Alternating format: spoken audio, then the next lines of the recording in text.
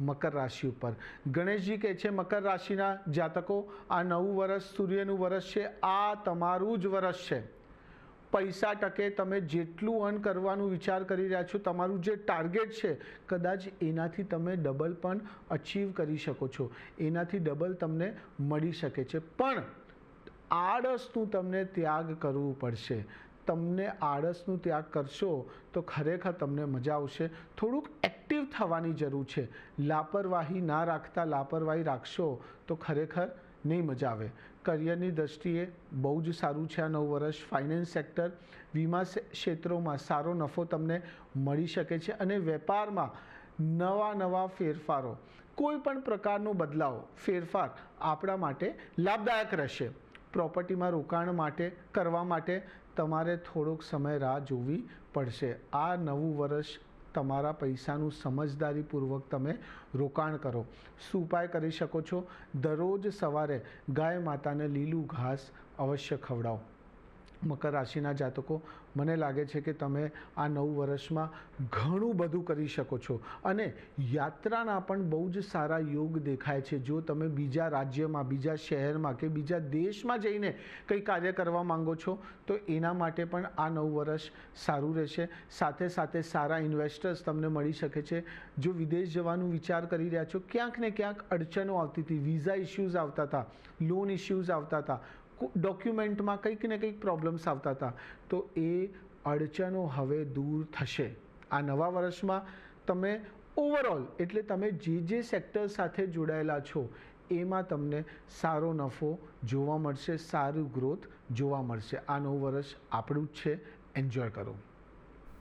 હવે આપણે આવીએ 11મી રાશિ ઉપર, કુંભ રાશિ ઉપર। ગણેશજી કહે છે કુંભ રાશિના જાતકો, તમારી રાશિ એટલે 11 નંબર, 11 નંબર એટલે 2 સૂર્ય, એટલે એમ વિચારી લો કે આ નવું વર્ષ સૂર્યનું છે અને તમારી પાસે 2 સૂર્ય છે, એટલે તમે કેટલું બધું કરી શકો છો। 100% મહેનત કરતા હતા, કદાચ પરિણામ તમને 30%, 40%, 50% મળતું હતું, તો આ નવા વર્ષમાં કદાચ તમને 100માંથી 200%, 250% પણ મળી શકે છે। પણ થોડુંક તમને એક્ટિવ થવાની જરૂર છે અને થોડુંક વધારે અલર્ટ થવાની જરૂર છે, સાવધાન થવાની જરૂર છે। આઈટી સેક્ટર, ટેકનોલોજી સેક્ટર ક્ષેત્રોમાં તમને સારું રોકાણ કરવાથી સારો નફો તમને મળશે। આવકમાં વધારો તમારું થશે જ અને એનાથી તમારા મનમાં પ્રસન્નતા પણ રહેશે। આર્થિક સ્થિતિ જે છે એ તમારી બહુ જબરદસ્ત રહેશે। પણ બિનજરૂરી ખર્ચાઓને ટાળો। તમારા વ્યવસાયને આગળ વધારવામાં તમને સક્રિય થવાની પણ જરૂર છે। ધંધામાં નવા ફેરફારો આપણા માટે ફાયદાકારક રહેશે। કુંભ રાશિના જાતકો, શું ઉપાય કરી શકો છો? દર શનિવારે સાંજે ભગવાન શનિદેવને કાલા તલ અને સરસોનો દાણા અવશ્ય અર્પણ કરો।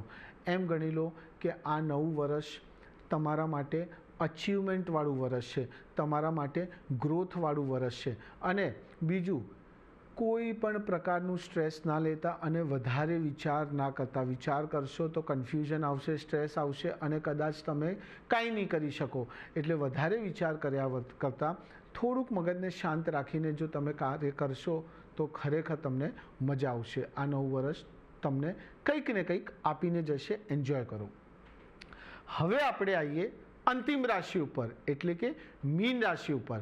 ગણેશજી કહે છે મીન રાશિના જાતકો, કોઈ પણ પ્રકારનું ડિસિઝન તમે લેવાનું વિચાર કરી રહ્યા છો, કોઈ પણ પ્રકારનું તમે ટાર્ગેટ બનાવી રહ્યા છો, તો એના ઉપર પ્રોપર રિસર્ચ કરવાની તમને જરૂર છે।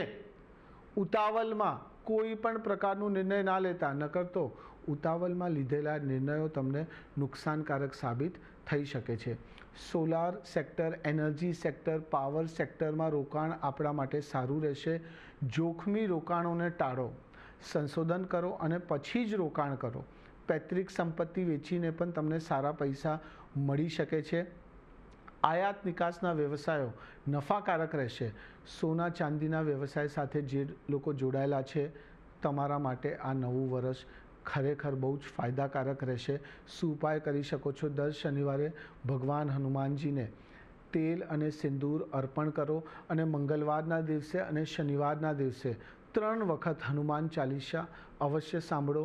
એમ ગણી લો કે એ તમે કરશો તો તમને ખરેખર મજા આવશે અને સરપ્રાઇઝિંગલી જે તમને નેગેટિવ પરિણામો મળતા હતા, જે ખરાબ પરિણામો મળતા હતા, એ ખરાબ પરિણામો નહીં મળે. આ નવું વર્ષ આપણું જ વર્ષ છે. હવે બધી જ રાશિઓ માટે હું એક જ વસ્તુ કહીશ કે તમે આ નવા વર્ષમાં એક ટાર્ગેટ બનાવો, એક વિઝન બનાવો અને એ વિઝન ઉપર તમે કાર્ય કરવાનું ચાલુ કરો.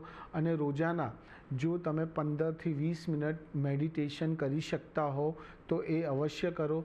એનાથી તમને ખરેખર બહુ જ ફાયદો થશે, બહુ જ લાભ મળશે. અને મેડિટેશન વખતે તમે એક મંત્ર કરી શકો છો. એ મંત્ર છે ઓમ ક્લીમ કૃષ્ણાય નમઃ.